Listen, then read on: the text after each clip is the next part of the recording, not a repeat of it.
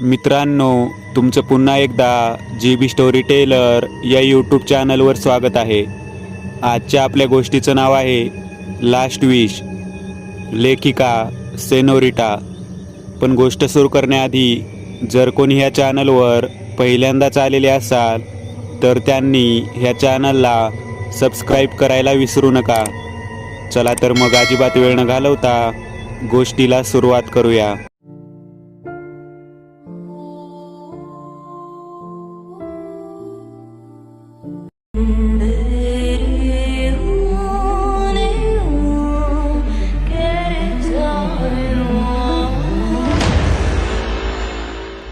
आज साहिलचं लग्न झालं होतं. लग्नाची पहिली रात्र होती त्याची. मधुचंद्राची रात्र. खूप जास्त उत्साहित होता. कधी एकदा तिला बघतोय असं झालं होतं त्याला तर. पण नालायक मित्रांनी रस्ता अडवून धरला होता आज जाण्याचा. आणि त्याला सतवताना त्यांना मजा येत होती खूप. त्याचे 3 जिगरी मित्र त्याची चांगली खेचत होते. पण तो हे सगळं एन्जॉय पण करत होता मनात. साहिल, करण, कल्पेश आणि राहुल असे 4 जिवलग मित्र. त्यातल्या साहिलचे आज लग्न झाले होते आणि हे 3 मित्र त्याला त्रास देत होते. साहिलचे लव्ह मॅरेज झाले होते. कॉलेजमधल्या रियावर त्याला प्रेम झाले होते आणि त्यानंतर त्यांनी लग्न करण्याचा निर्णय घेतला होता. शेवटी त्याने सगळ्या मित्रांना पार्टी देतो परत. जंगी पार्टी म्हणाल तशी. असं प्रॉमिस केल्यानंतरच सर्वांनी त्याला सोडलं होतं. सगळे मित्र त्याला एन्जॉय कर, बेस्ट लक असं डोळा मारून सांगून निघून गेले. तो हळूच रूममध्ये आला. त्याने दरवाजाची कडी व्यवस्थित लावली. बेड सुंदर फुलांनी सजवला होता. त्यावरती लाल भडक साडीमध्ये एखाद्या परीसारखी दिसत होती. तो तिच्याकडे पाहत राहिला. डोक्यावर पदर घेतलेला, भांगात त्याच्या नावाचं कुंकू, कपाळावर मोठी बिंदी, ओठांवर रेड न्यूड लिपस्टिक, टपोरे, काजळ भरलेले डोळे आणि त्यात आव्हान भरलेली नजर. त्याला ती कातील नजरेने बघत हसत होती. तो पटकन तिच्या जवळ गेला. तिचे एक एक दागिने तो हळूहळू उतरवू लागला. ती खाली मान घालून बसली होती.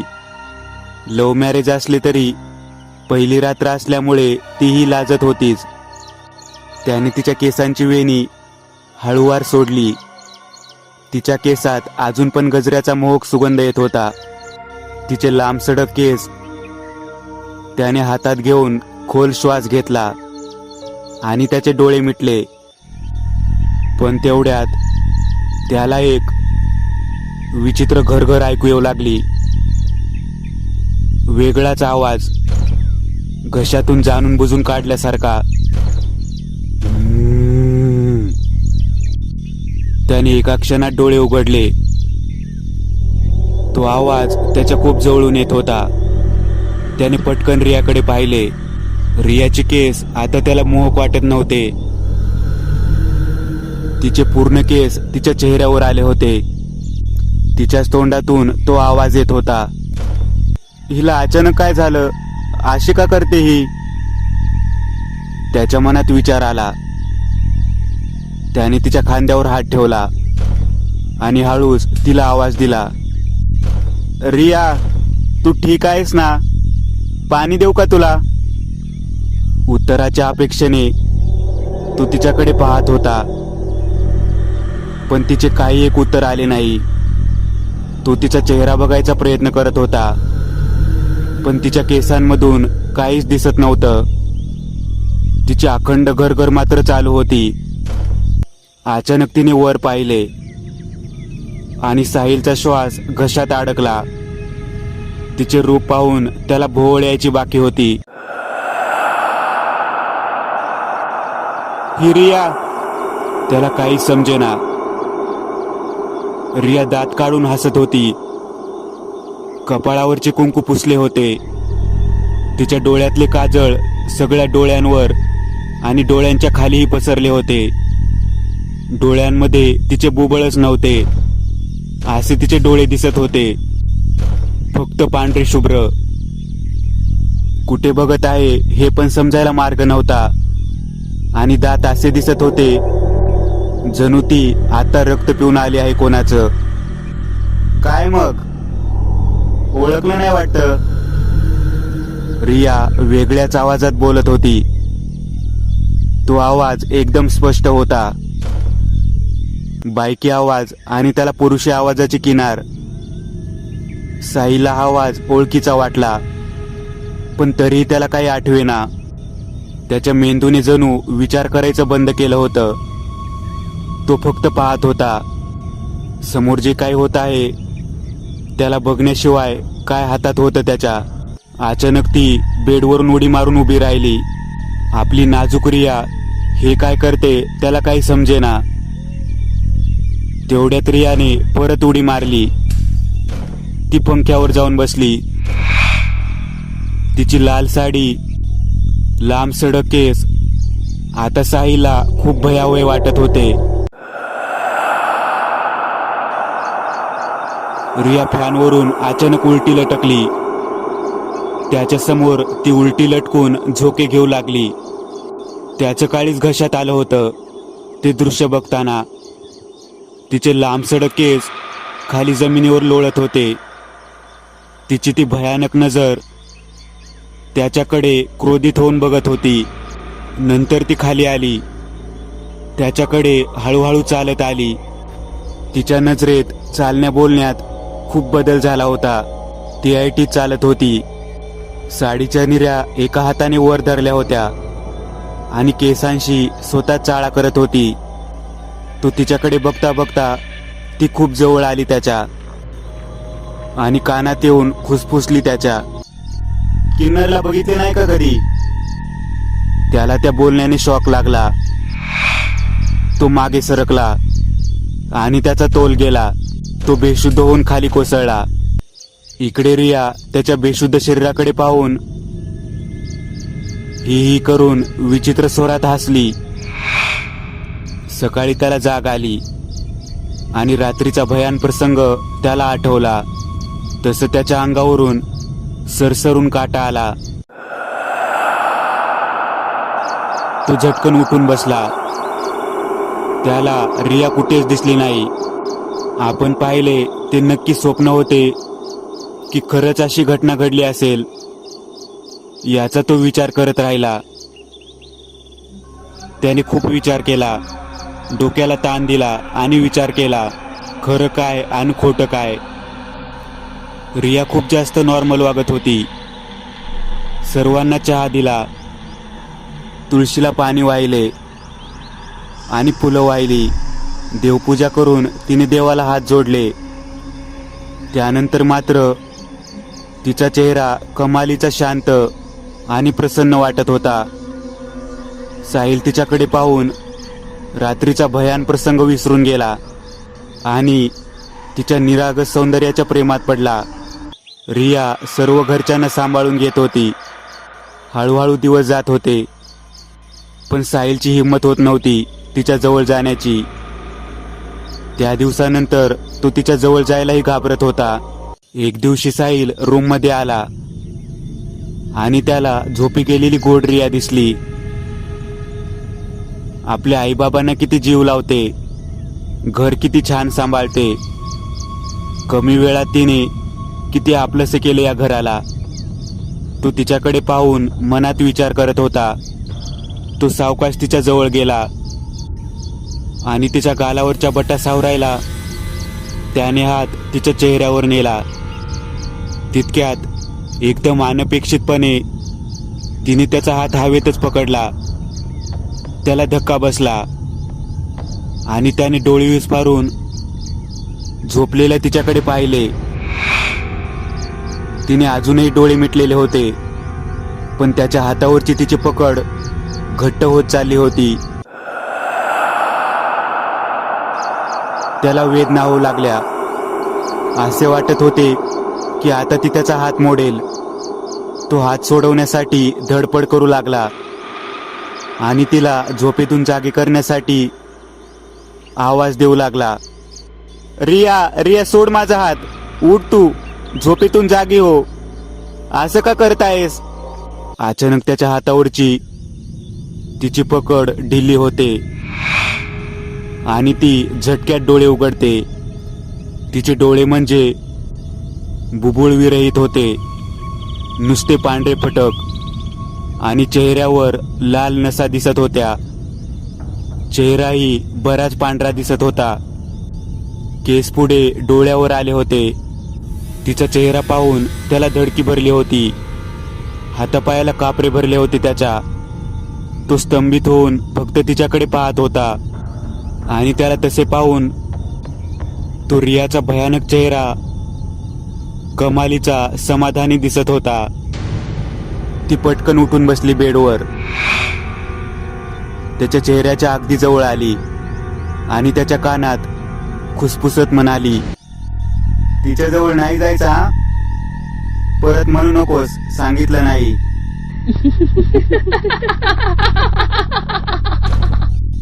तिचं तिच्या कानाजवळ हसणं त्याला धडकी भरवत होतं. इतका विचित्र आवाज होता तो तिच्या हास्याचा. धड बाई नाही आणि पुरुष नाही असा आवाज. त्याला खिजवल्यासारखे आणि धमकी दिल्यासारखे भाव. त्याच्या कपाळावरून एक घामाचा उगळ खाली गळ्यापर्यंत गेला. घसा कोरडा पडला त्याचा. तोपर्यंत रियाच्या हाताची नखे त्याच्या मानेत बुडली होती. त्याला वेदनेची जाणीव झाली आणि तो बेशुद्ध पडला. त्याला जाग आली तेव्हा त्याची आई वंदना आणि वडील सुरेशराव तसेच घरातील इतर मंडळी त्याला त्याच्या जवळ दिसली. त्याच्या अगदी जवळ रियाही त्याचा हात पकडून बसली होती. चिंतातूर चेहरा होता तिचा. त्याने रियाला पाहिले आणि नाही म्हणून जोरात उठून बसला. नाही नाही म्हणून मान हलवत तो पाठीमागे सरकत होता. सगळे त्याच्या अशा विचित्र वागण्यामुळे हैराण झाले होते. काय करावं काही कळत नव्हतं कोणालाच. सगळे साहिलकडे पाहत होते, त्याला समजावत होते, पण तो कोणालाही जवळ येऊ देत नव्हता. रिया तर रडू लागली. तेवढ्यात डॉक्टर आले आणि त्यांनी त्याला पकडायला सांगितलं. त्याला त्याच्या आई वडील नि घरातल्या 1-2 नौकरांनी हातापायाला जकडून ठेवले. डॉक्टरांनी बीपी वगैरे चेक केला आणि त्याला सरळ इंजेक्शन दिले. तरीही तो काही शांत होत नव्हता. इंजेक्शन लगेच असर दाखवणार नव्हतेच. त्याच्या आईने मायेने डोक्यावरून हात फिरवला आणि त्याला शांत केले. हळूहळू तो शांत झाला आणि झोपी गेला. डॉक्टरांनी सांगितले, घाबरण्याचे काहीच कारण नाही, कदाचित स्ट्रेस वगैरे असेल कसला. त्याला झोपेचं इंजेक्शन दिलं आहे. तो झोपून उठला की बरं वाटेल त्याला. सगळ्यांनी सुटकेचा निश्वास सोडला. तर रियाच्या चेहऱ्यावर एक खुनशी हास्य होते. घरात सगळे खूप विचारमग्न होऊन बसले होते. त्याला कसला स्ट्रेस असणार आहे? लव्ह मॅरेज केलं त्याने. त्याला त्याचं प्रेम मिळालं आणि किती आनंदात होता तो. अचानक काय झालं त्याला? हेच विचार त्याच्या आईबाबांच्या डोक्यात घोळत होते. रिया सगळ्यांना चहा करून आणून देते. साहिलची आई रियाच्या डोक्यावरून हात फिरवतात. गुणाची पोर माझी, तू काळजी करू नकोस हो, तू लवकर बरा होईल असा धीर देतात. रिया मान हलवून होकार देते आणि साहिलच्या चेहऱ्याकडे पाहते. पण तिच्या चेहऱ्यावर अचानक रागाचे भाव उमटतात. कारण दरवाजात ते उभे असतात आणि त्यांच्या चेहऱ्यावर साहिलसाठी खूप काळजीचे सूर उमटले होते. त्यांच्याकडे पाहून रियाचा संताप होतो. तिचे डोळे आग ओकत होते. तिच्यावर जणू काही तिचा ताबाच राहिला नव्हता. ती पटकन उठून जाते. ते तिघे साहिलचे जिवलग मित्र होते. कारण कल्पेश आणि राहुल त्यांना सकाळीच साहिलच्या आईने फोन करून बोलावून घेतले होते आणि म्हणून ते लगोलग त्याला भेटायला आले होते. तिघांनाही त्याची खूप काळजी वाटत होती, पण नक्की काय झाले हे त्यांना काही माहीत नव्हते. साहिलच्या आईने त्यांना जेवढं माहीत होतं तेवढं सांगितलं. अचानक त्याला काहीतरी झाले आणि तो वेड्यासारखं करत होता. कोणाला जवळ जाऊ देत नव्हता, हात लावू देत नव्हता. डॉक्टरांनी इंजेक्शन देऊन झोपावलं आहे. तुम्ही त्याला झोपेतून उठवू नका, वाटल्यास पाहून घेऊ शकता. ते तिघेही तडक त्याच्या रूमकडे गेले देखील. साहिल बेडवर निपचित झोपला होता. अरे यार, काय झालं असेल याला? परवा तर किती खुश होता जेव्हा रियासोबत याचं लग्न झालं होतं. अचानक काय झालं? कुणाल डोळ्यात पाणी आणून बोलतो. सगळेच भावुक झालेले असतात. तेवढ्यात राहुलला त्याच्या मानेला काहीतरी लागलेलं दिसतं. तो त्याच्या जवळ जाऊन त्याच्या मानेला हात लावून बघतो. अरे हे बघा काय झालं याला. कुणाल आणि करणही जवळ जाऊन बघतात. साहिलच्या मानेवर जखम झाली होती आणि खूप खोल जखम होती, पण विशेष म्हणजे त्यात रक्त दिसत नव्हते. जसं काय कोणीतरी ते शोषून घेतलं असेल असे दिसत होते आणि स्पष्टपणे नखे रुतलेली दिसत होती. तिघांच्याही चेहऱ्यावर भीती स्पष्ट दिसत होती, पण तरीही कुणाल हिम्मत करून बोलतो, एवढं काय त्यात, नवीन लग्न झालं आहे त्याचं, हे सगळं होत राहतं. त्याच्या बोलण्याचा अर्थ लक्षात आल्यावर राहुल त्याच्या डोक्यात टपली मारतो. अरे सिरियसनेस बघा जरा, काही काय, किती नाजूक पोरगी आहे ती. हे सगळं ती करणार आहे का? सगळेच विचार करतात आणि नंतर येऊन भेटू असं ठरवून तिथून जातात. त्यांना कुठे माहित होतं रिया तिथेच हजर होती, पण त्यांना दिसली नाही. ती साहिलच्या बेड खाली लपून सगळं संभाषण ऐकत होती. ते सगळे गेल्यावर ती पालीसारखी सरसर करत बाहेर आली आणि साहिलच्या डोक्यावरून हात फिरवून हसू लागली. तिचं हसणं एवढं भयानक होतं की साहिलला एवढ्या गाढ झोपेतही ते स्पष्ट ऐकू येत होतं. त्याच्या हृदयाचे ठोके वाढले होते. त्याचे शरीर त्याला साथ देत नव्हतं. मेंदूला जाणीव झाली होती काहीतरी भयानक आजूबाजूला आहे. पण इंजेक्शन दिल्याने त्याच्या शरीरात सहन करण्याची ताकद उरली नव्हती आणि तेच त्याला बरं वाटत होतं. अशीच रात्र गेली. सकाळी जेव्हा त्याला जाग आली, रिया त्याच्या जवळ बसून होती. त्याने रियाला पाहिले आणि लगेच कालचा प्रसंग झरझर त्याच्या डोळ्यासमोरून गेला. तो झटकन उठला. रिया, तू इथे काय करत आहेस? मी तुला हात नाही लावणार. त्याचे शब्दही अडकळत होते बोलताना. अरे असे काय बोलतो आहेस तू साहिल? मला का घाबरत आहेस तू? प्लीज शांत हो, पाणी पी आणि बस बरं बघू तू इथे. रिया त्याला समजावत म्हणाली, पण तिच्या हातून ते पाणीही त्याला प्यावंसं वाटत नव्हतं. कालची रिया आणि आताची रिया यात जमीन आसमानचा फरक आहे हे त्याला समजत होतं. काल जे पाहिलं ते खरं की आज जे दिसत आहे ते खरं हेच त्याला समजत नव्हतं. तोपर्यंत रिया जाऊन सगळ्यांना बोलावून आणते. साहिल जरासा नॉर्मल होण्याचा प्रयत्न करतो. त्याला बरं वाटत आहे हे पाहून सगळ्यांचा जीव भांड्यात पडतो. साहिल त्याचं आवरून बाहेर जायला निघतो. त्याला रिया मध्येच अडवते. थांब साहिल, कुठे जात आहेस तू? आताच तुला बरं वाटायला लागलं आहे ना, नको जाऊस तू बाहेर, थांब इथेच. ती काळजीने त्याला बोलत होती. तो मात्र तिच्या नजरेला नजर द्यायलाही घाबरत होता. काय म्हणते आहे मी? तिने जेव्हा त्याचा हात हलवून त्याला भानावर आणले तेव्हा तो दचकून मागे सरकला. त्याला तिचा स्पर्शही नको होता. आलोच. एवढंच कसंबसं बोलून तो तिच्या तावडीतून सुटला आणि घराबाहेर वेगाने पडला. त्याच्या पाठमोरे आकृतीकडे पाहताना रिया खूप भयानक दिसत होती. साहिल तडक त्याचा मित्र कुणालकडे गेला. कुणाल त्याला दारात पाहून आश्चर्यचकित झाला. बरं झालं तू आलास, ये. काल आम्ही आलो होतो पण तू झोपला होतास. डॉक्टरांनी तुला इंजेक्शन दिले होते म्हणून तुला न उठवताच आलो. कुणाल म्हणाला, काय? काल तुम्ही लोक आले होते?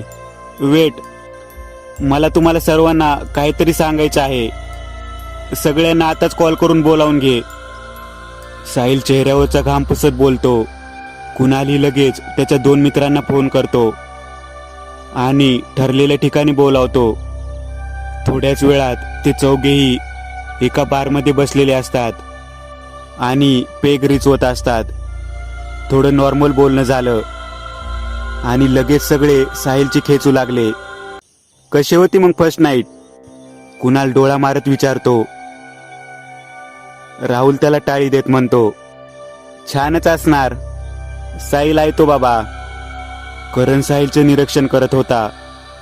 त्याला माहित होतं साहिल नक्कीच काहीतरी टेन्शन मध्ये आहे. तो बाकी दोघांनाही नजरेने शांत राहायला सांगतो. ते तिघेही मग शांतपणे ड्रिंक एन्जॉय करतात. साहिल सिगारेटच्या धुराचे वलय सोडत होता आणि कुठेतरी दूरवर पाहत बसला होता. सर्वांचं झाल्यानंतर ते बिल देऊन बाहेर येतात. राहुल्या, गाडी टेकडीवर घे, साहिल राहुलला सांगतो. बाकीचेही माना डोलावतात. काही अंतर गेल्यावर एका निर्जन ठिकाणी टेकडीवर गाडी थांबते. साहिल बाहेर येऊन गाडीला टेकून उभा राहतो आणि परत एक सिगारेट शिलगावतो. नंतर तो घडलेली प्रत्येक घटना अगदी सविस्तर सांगतो त्या तिघांना. तो भयंकर प्रकार ऐकून सगळे अचंबित होतात. असं का झालं असेल? करण खूप वेळाने शांतता भंग करतो. साहिल एवढंच बोलतो, कारण आपण त्याची लास्ट विश पूर्ण करायला नको होती. तो विषय निघाला आणि सगळेच एकदम चिडीचूप झाले. त्या विषयावर कोणाला काहीच बोलायचं नव्हतं. शेवटी साहिल बोलतोच, आता का शांत बसला सगळे? आपण सगळे सारखेच भागीदार आहोत या सगळ्यात. जे झालं ते सर्वांनी मिळून केलं आहे. आता का मुग गिळून गप्प बसला आहात? त्याचा सगळा राग आता बाहेर येत होता. हे बघ, आता आपण सगळेच नशेत आहोत. नंतर बोलू या विषयावर. तुला घरी सोडतो मी, चल. फक्त एक गोष्ट लक्षात ठेव, तिच्यापासून लांब राहा. सगळ्यात जास्त समजूतदार कुणाल होता. त्यानेच त्याला शांत केले आणि घरी ड्रॉप केले. सगळे नशेत असले तरी सगळ्यांची उतरली होती. साहिल घरी आला. सगळे जेवण करून झोपले होते. त्याला त्याच्या रूममध्ये जायचीही भीती वाटत होती. त्याने दार हलकेच लोटले. उघडेच होते, आतून बंद नव्हते. त्याला रिया पाठमोरी झोपलेली दिसली. त्याने हुश केले. फ्रीजमधून एक थंड पाण्याची बॉटल काढली, पाणी पिला आणि सरळ एक उशी आणि चादर घेऊन तो हॉलमध्ये झोपायला गेला. दारूच्या अंमलाखाली असल्यामुळे त्याला लगेच झोप लागली. मध्यरात्री जाग आली. काहीतरी वाजत होतं. तो आवाज नक्की कुठून येतो आहे आणि काय येतो आहे हे तो कान देऊन ऐकू लागला. त्याला आता आवाज थोडा थोडा ऐकू येत होता. कुणीतरी विचित्र आवाजात गाणे गात होते. त्या गाण्याचे बोल बहुधा वेगळ्या भाषेत असावेत. ते काही त्याला समजत नव्हते. पण एवढ्या रात्री कोण गाणे गाणार? त्याच्या मनात अचानक रियाचा विचार आला. त्याने हिम्मत करून रूममध्ये डोकावून पाहिले. त्याला रिया पाठमोरी शांत झोपलेली दिसली. म्हणजे ही रिया नाही तर दुसरे कोण असणार आहे? त्याला आता भीती वाटत होती. रूममध्ये जायची इच्छाही होत नव्हती आणि कुठून आवाज येतो आहे ते पाहायची हिंमत नव्हती. त्याने सरळ चादर अंगावर पांघरून घेतली आणि चेहराही झाकून घेतला. डोळे गच्च मिटून तो बाहेरचा कानोसा घेऊ लागला. आता आवाज पूर्ण बंद झाला होता. बाहेरून ती गाणे अजिबात ऐकू येत नव्हते. त्याला खूप बरं वाटलं. तेवढ्यात त्याच्या अंगावरची चादर कुणीतरी जोर लावून ओढून घेतली. त्याच्या डोळ्यांसमोर अक्षरशः काजवे चमकले, पण हॉलमध्ये कोणी नावालाही नव्हते. चादर खाली त्याच्या पायाशी पडलेली दिसली. त्याने हिम्मत करून परत ती उचलून घेतली आणि अंगावर घेऊन झोपला. दुसऱ्या क्षणी परत तोच प्रकार घडला. खसकन त्याच्या अंगावरची चादर कोणीतरी ओढून भिरकावली. घामाने अंग चिंब झालं होतं. काळीच घशात आलं होतं. त्याला तिथे कोणीच नाही दिसले. साहिल उठला. त्याने सोप्याच्या पाठीमागे पाहिले तेव्हा सोप्यावर रिया बसून दात विचकत होती. त्याने झटकन मागे पाहिले. मागे कोणीच नव्हते. त्याला क्षणभर वाटले कोणीतरी मागून पळत गेले. मागे वळून पाहिले तर तिथे कोणीच नव्हते. त्याने त्याच्या रूममध्ये डोकावून पाहिले. बेडवर रिया नव्हती. आता त्याला खात्री पटली होती. रिया त्याच्या आजूबाजूला आहे आणि त्याला घाबरवत आहे. तो श्वास रोखून इकडे तिकडे पाहू लागला. त्याला एक क्षण तिथे थांबावं वाटत नव्हतं. तो बाथरूममध्ये गेला. त्याने चेहऱ्यावर पाणी मारलं आणि समोर आरशात पाहिलं. त्याला रियाचं धड नसलेलं मुंडकं अडकवलेलं दिसले. त्यातून तिचे भयानक डोळे त्याच्यावर रोखले होते. त्याच्या घशातून एक अस्पुष्ट किंचाळी बाहेर पडली. त्याने वळून पाहिले आणि आता त्याला रिया कोपऱ्यात दिसली. ती कोपऱ्यात बरोबर भिंतीला चिकटून होती आणि त्याच्याकडे पाहून मोठ्याने हसत होती. टेरेसवर जाऊन तो कोपऱ्यात हाताच्या आणि पायाच्या मध्ये मान खाली घालून बसला. एवढं भयानक दृश्य त्याने आयुष्यात कधी पाहिलं नसेल. ती का मला त्रास देते हे राहून राहून त्याच्या मनात येत होतं. एकदाचा जीव तरी घे असं त्याचं मन त्याला सांगत होतं. तेवढ्यात त्याला पायरीवरून काहीतरी सरपटत येत आहे असा भास झाला. तो जागेवरून हळूवार उठला आणि त्याने खाली अंधारात वाकून पाहिले. खाली खरंच खूपच अंधार होता. काहीच दिसत नव्हते. त्या अंधारात त्याला काहीतरी आहे असे जाणवले. त्याने नजर रोखून पाहिले असता त्याला दिसले रिया पायऱ्यावरून सरपटत येत होती. वाकडे तिकडे हातपाय आणि मान तिरकी, भयानक डोळे आणि त्यातली ती थंड अनोळखी नजर. त्याला ते सगळं बघून किळस आली आणि तितकीच भीतीही वाटली. भीती काय असते हे आता त्याने खऱ्या अर्थाने अनुभवले होते. त्याने मागचा पुढचा काहीच विचार न करता सरळ पळत सुटला. त्याला आपण टेरेसवर आहोत याचं देखील भान राहिलं नाही. त्याने सरळ टेरेसवरून उडी मारली, पण खाली पडण्याआधीच त्याला कोणीतरी पकडले होते. त्याने डोळे उघडून पाहिले आणि त्याने जे पाहिले ते बघून किंवा त्याला झालेलं खूप जास्त मानसिक ताण सहन होऊन तो बेशुद्ध पडला.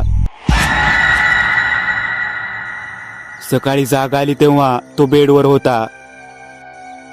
त्याच्याजवळ कोणीच नव्हते. डोके खूप जास्त ठणकत होते. तो सावकाश उठून रूममधून बाहेर आला. आईची देवपूजा चालू होती. रिया किचन मध्ये काम करत होती.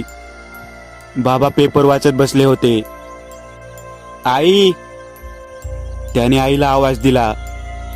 त्यांनी त्याला हातानेच शांत राहा असे खुणावले. त्या देवपूजा करताना कोणाशीच बोलत नसत. तो डायनिंग टेबल जवळ खुर्ची ओढून त्यावर येऊन बसला. आईने देवपूजा आटोपली आणि त्याच्या जवळ येऊन बसल्या.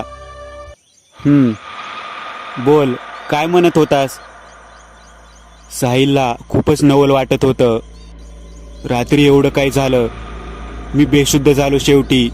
आणि माझी किंचाळी ती पण आईबाबांना ऐकू कशी आली नाही. पण कसं विचारावं म्हणून तो म्हणतो, काही नाही, रात्री जरा भयानक स्वप्न पडलं म्हणून झोप नीट झाली नाही. ते ऐकून आई रियाला आवाज देतात. रिया आतून येते. तू तिच्याकडे बघायची पण हिंमत करत नाही. काय म्हणतायत बघितले का महाशय? असे म्हणून आई मोठ्याने हसू लागली. बाबाही हळूच हसले आणि रियाही त्याच्या हसण्यात सामील झाली. तो चक्रावून सगळ्यांकडे पाहत होता. मग त्याची आई हसणं थांबवत म्हणते, अरे रियाने सांगितलं आम्हाला सकाळीच, तू रात्री दारू पिऊन आलास आणि म्हणून तिने तुला रूम मध्ये झोपू नाही दिले. तू इथेच हॉलमध्ये झोपला आणि आम्ही तसेही घरी नव्हतोच. आम्ही काल तुझ्या काकाकडे गेलो होतो तर तिथेच मुक्काम केला. आम्ही म्हणालो तुम्ही दोघे छान एन्जॉय कराल, डिनरला बाहेर जाल, पण तू तर एकटाच गेलास आणि त्या मित्रांकडे जाऊन पिऊन आलास. बिचारी रिया. आई रियाकडे बघून बोलतात. साहिल शांतपणे उठून तिथून निघून जातो. त्याला माहित होतं रिया मुद्दाम हे सगळं करत आहे. आईबाबांना काही माहीत होऊ नये म्हणून तिने हे सगळं सांगितलं. त्याला आता 1 मिनिट पण घरात थांबू वाटत नव्हतं. त्याने पटकन आवरून सगळ्यांना टेकडीवर जमायला सांगितले.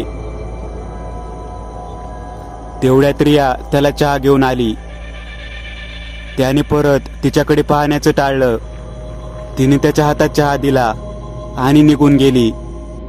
त्याने इच्छा नसतानाही चहाचा कप हातात घेतला आणि चहाचा घोट घेणार तोच त्यामध्ये वरून पाल पडली.